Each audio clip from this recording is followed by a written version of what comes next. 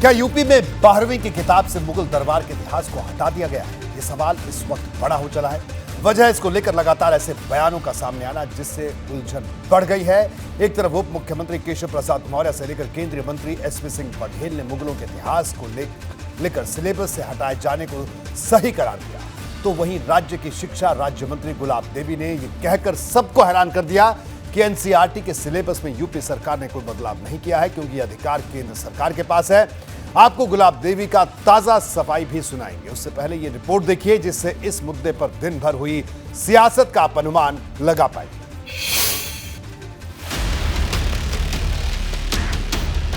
UP में अब 12वीं के छात्र मुगल दरबार का इतिहास नहीं पढ़ पाएंगे। योगी सरकार ने यूपी बोर्ड के इतिहास के पाठ्यक्रम में बड़ा बदलाव किया है। ये परिवर्तन इसी सत्र से लागू हो रहा है। ये बदलाव भारतीय इतिहास के कुछ विषय द्वितीय नाम की किताब में किया गया है। इसमें 16वीं और 17वीं सदी के मुगल दरबार के शासकों के बारे में बताया गया था। अब 12वीं के सिलेबस से ये चैप्टर हटा दिया गया है।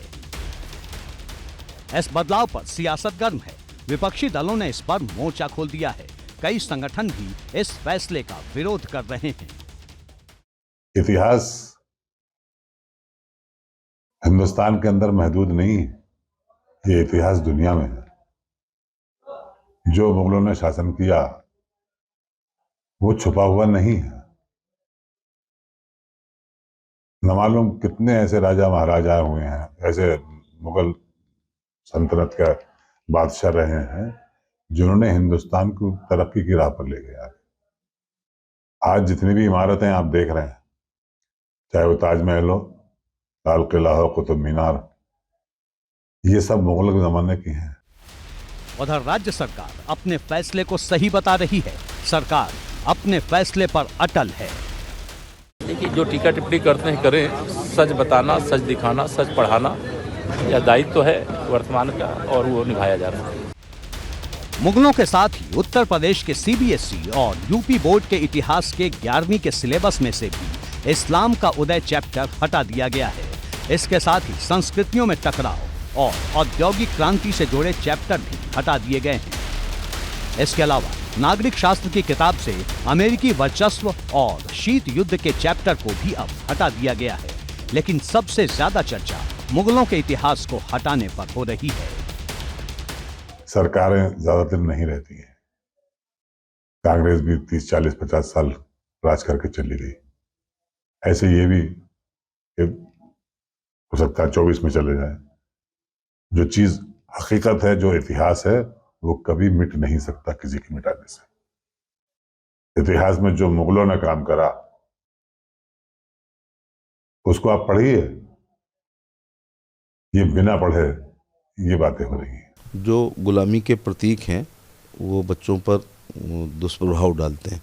इसलिए भारत के गौरव की गाथाएं पाठ्यक्रम में होनी चाहिए, जिससे बच्चों में नैतिकता भी आए और उनको स्वाभिमान उनका बुलंदी पर पहुंचे।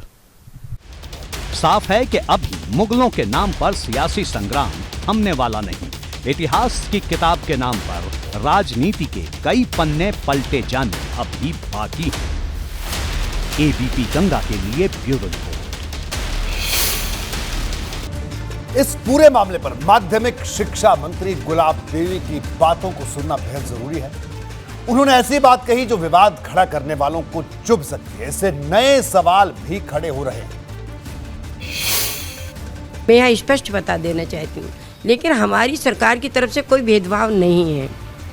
जहाँ तक ये है कि मुगलों का इतिहास समाप्त किया जा रहा है, ऐसा कुछ नहीं है।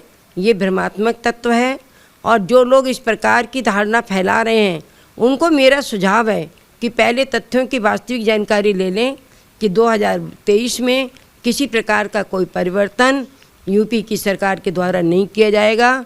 एनसीईआरटी की जो भी सिलेबस है उसके आधार पर ही हमारे बच्चे पढ़ाई करेंगे।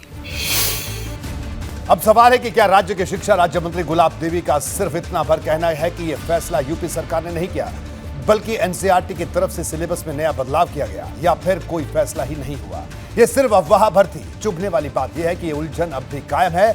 ऐसे में इस मुद्दे पर एनसीईआरटी से लेकर यूपी बोर्ड तक को वास्तविक तस्वीर साफ करनी चाहिए, जिससे कोई असमंजस नहीं रहे, क्योंकि सवाल नई पीढ़ी की शिक्षा का है।